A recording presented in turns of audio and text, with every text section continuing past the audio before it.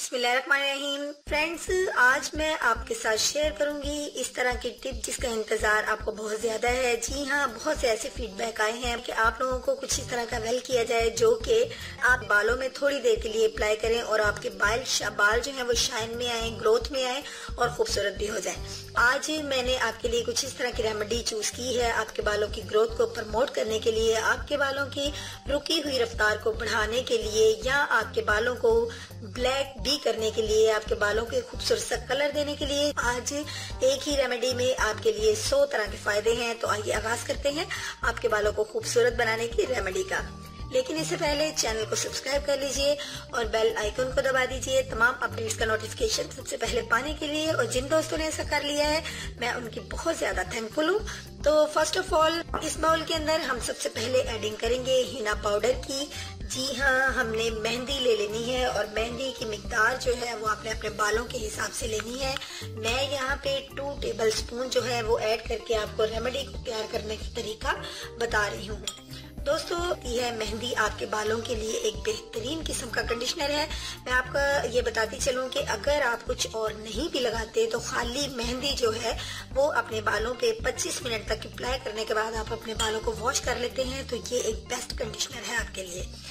तो दोस्तों, इसके बाद नेक्स्ट इंग्रेडिएंट जो मैंने इसके अंदर ऐड करना है वो मेरे पास मेथी दाना का पाउडर है। मेथी दाना को मैंने लेकर उसका पाउडर जो है वो रेडी कर लिया है। वो 1 स्पून मैंने इसके अंदर डालना है। मेथी दाना जो है ये आप इस तरह भी कर सकते हैं कि रात भर के लिए आप भिगो दीजिए और उसके बाद आप इसके अंदर उसको मिला लीजिए, लेकिन मैंने इसका पाउडर रेडी किया है। पाउडर भी इसी तरीके से ये भी बेस्ट है।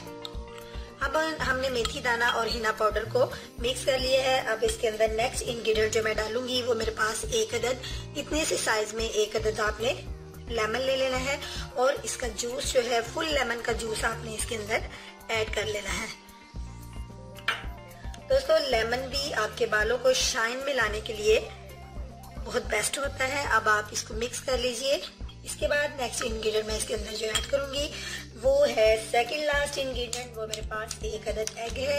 एग का जो व्हाइट पार्ट है वो आपने तमाम का तमाम जो है इसके अंदर निकाल लेना है। व्हाइट पार्ट निकालिए, येलो नहीं लेना।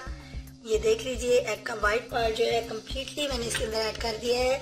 अब फ्रेंड्स ने इसको अच्छे से मिक्स कर लेना है। अब इसको आप मिक्स कर लीजिए। इसके अंदर हमने एडिंग करनी है लास्ट इंग्रेडिएंट यानी योगर्ट की। अब हम इसके अंदर योगर्ट जो है वो डालेंगे। 4 स्पून तक डाल लीजिए और फिर इसको मिक्स कर लीजिए। मजीद की जरूरत हुई हम बाद में ऐड कर लेंगे।